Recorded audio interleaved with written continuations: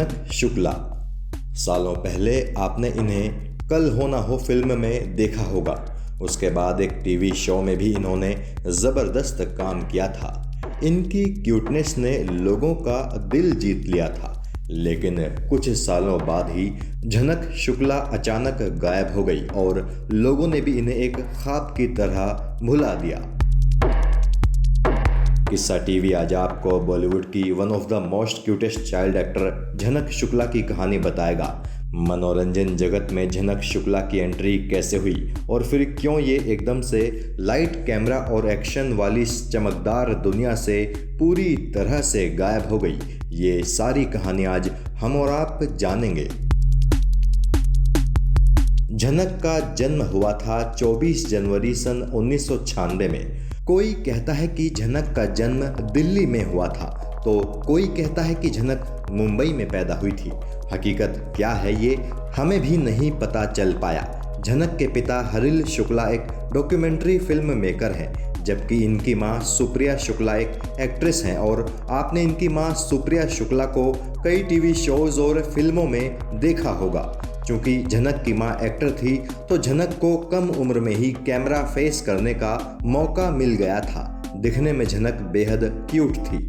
ये झनक की क्यूटनेस ही थी कि झनक को कुछ विज्ञापनों में बड़ी ही आसानी से काम मिल गया था। इसके बाद साल 2013 में झनक को करिश्मा का करिश्मा नाम के सीरियल में पहली दफ़ा एक्टिंग करने का मौका मिला था। स्टार प्लस पर आने वाले शो में झनक शुक्ला की धांसू एक्टिंग को दर्शकों ने खूब पसंद किया। चंद हफ्तों में ही झनक पूरे भारत में मशहूर हो गई थी। इसी साल झनक को करण जौहर की फिल्म कल हो ना हो में काम करने का मौका मिल गया। झनक के लिए ये एक बहुत बड़ा मौका था और इतने बड़े मौके को कोई भला कैसे अपने हाथ से जाने दे सकता था।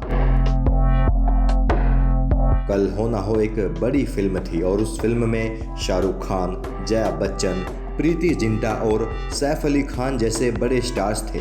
फिल्म में झनक जया बच्चन की गोद ली हुई बेटी जिया कपूर बनी थी। इस फिल्म में भी नन्ही झलक ने अपनी एक्टिंग स्किल से दर्शकों को अपना मुरीद बना लिया था। छोटी सी उम्र में ही झनक एंटरटेनमेंट इंडस्ट्री का एक बड़ा नाम बन गई थी।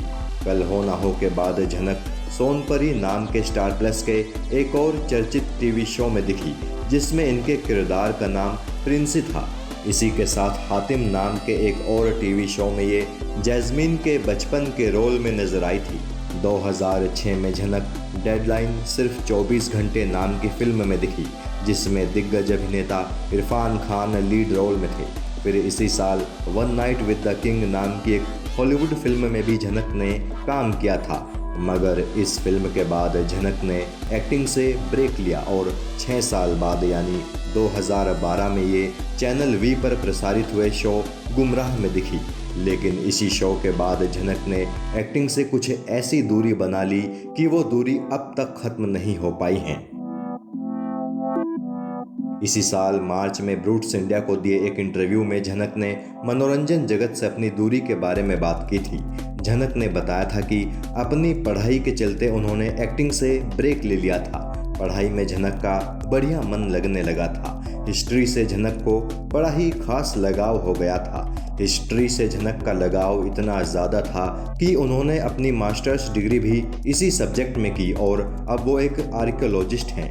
हालांकि झनक अभी खुद को बेरोजगार मानती हैं। झनक कहती हैं कि उनके माता पिता ने उन्हें रिटायर भी मान लिया है। बकौल झनक वो एक्टिंग तो करना चाहती हैं, लेकिन उन्हें जो सुकून आर्कियोलॉजी में मिलता है उसे ये छोड़ना नहीं चाहती हैं। झनक का ख्वाब है कि वो न्यूजीलैंड जाएं और वहाँ के किसी म्यूज़ियम में नौकरी करें और वहीं पर रहें।